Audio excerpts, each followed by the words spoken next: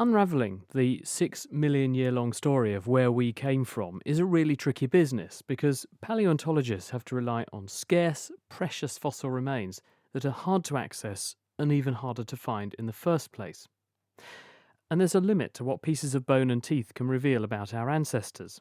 But occasionally, serendipity affords us a special glimpse into our past, like it did in Laetoli, Tanzania, where a nearby erupting volcano captured the footsteps millions of years ago of a group of Australopithecines.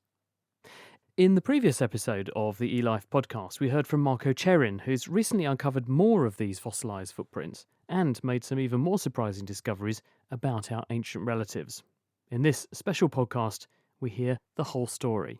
We discovered new human-like footprints dated at about 3.66 million years in the known site of Laetoli in northern Tanzania.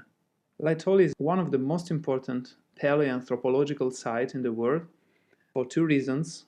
One is because of the discovery in the 70s of some very well preserved fossils of human ancestors, Australopithecus afarensis, the same species as the famous Lucy. The second reason is the discovery of the earliest human-like footprints in the world, dated at 3.66 million years, by Mary Leakey. Mary Leakey's discovery composed three different individuals walking in the same direction. We discovered just 1.5 years ago two more individuals walking on the same surface.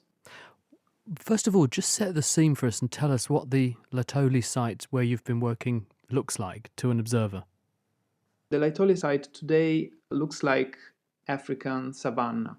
It is included within one of the most amazing protected areas in the world, the Ngorongoro Conservation Area.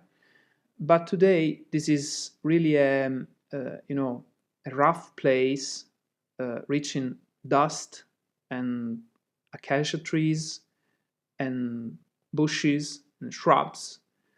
But sometimes in this savanna environment, a very, very peculiar rock can outcrop. And this rock is a hard volcanic ash in which the footprints were preserved. So these individuals, whoever they were, went walking across some freshly fallen dust from a volcano, left these impressions behind. How did they then get preserved so that you could come along 3.66 million years later and dig them up? The preservation of fossil footprints is very rare. In that case, a near volcano was erupting several times in a few days. The ground was completely covered by this fine ash. But the other and fundamental thing is that we were in the beginning of the rain season. Some rain fell down on the ground. The ground was soft. Hominids and other animals were walking on this soft surface. Immediately after, another volcanic eruption covered the surface with new ash. And how did you come to stumble upon these tracks that these extremely famous people managed to not find 30 or 40 years ago?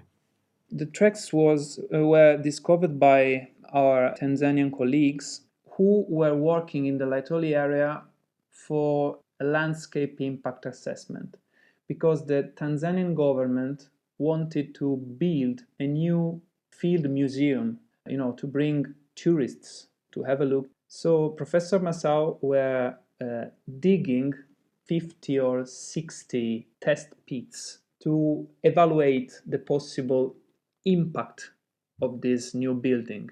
And during these digging activities, he discovered the new printed surface. And when you look at these footprints, what can they tell you about the individuals that made them? Because one thing we know, if we look at humans who walk on the beach, we can tell quite a bit about the size, stature, speed and so on of movement of the person who leaves footprints behind. So what can we learn about these ancestors of ours who left the footprints? Footprints are very interesting tools in paleontology because they can tell you much more things than simple bones. In our case, the human-like footprints from Laetoli, we can say that they were part of the same social group because the footprints were printed exactly on the same geological layer.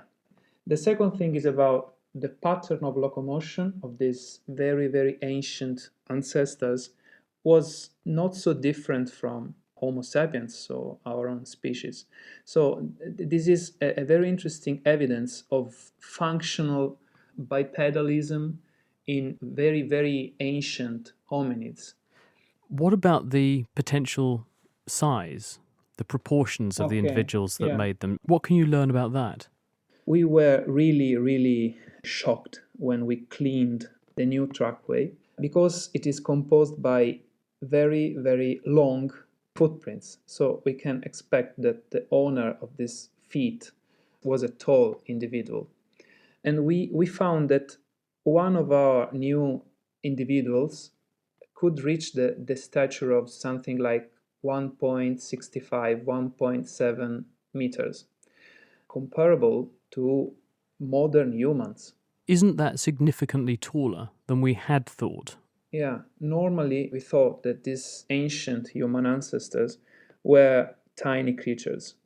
In other paleontological sites in Africa, we had some proofs of larger individuals, something like fragmented bones. But for the first time, we have the first sure independent evidence of the occurrence of individuals with very high stature. In the same site, we have individuals with different size. And this is one of the most important novelty of this work. We have tall individuals and we have also tiny individuals for the first time in the same place at the same age.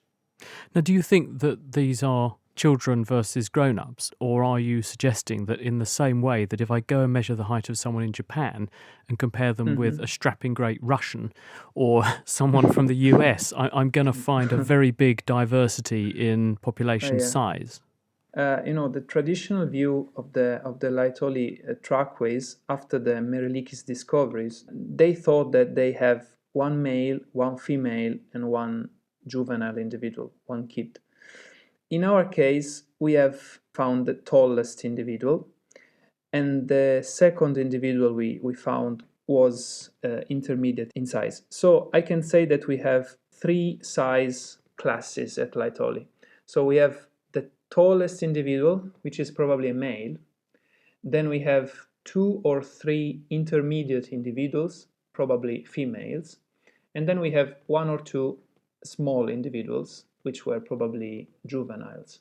So we can reconstruct probably a social group composed both by males and females. Interesting that there's sexual dimorphism, a difference in the sizes of the sexes, Yeah. even then. But you're saying and expressing surprise that these individuals could be quite as tall as they were. We know that as the human lineage evolved, it went through phases of being very big. I mean, 300,000 years ago, these people would have made a basketball player look like a dwarf, wouldn't they? And then they shrank again to our modern proportions. We also know that individuals in the sort of Australopithecine lineage from a couple of million years ago were actually quite small. So are you suggesting then that perhaps they started off big, they shrank a bit, and then they ultimately expanded, and then they've shrunk again to become us? Yeah, we think that hominin stature did not change in a linear pattern, but changed very many times during time.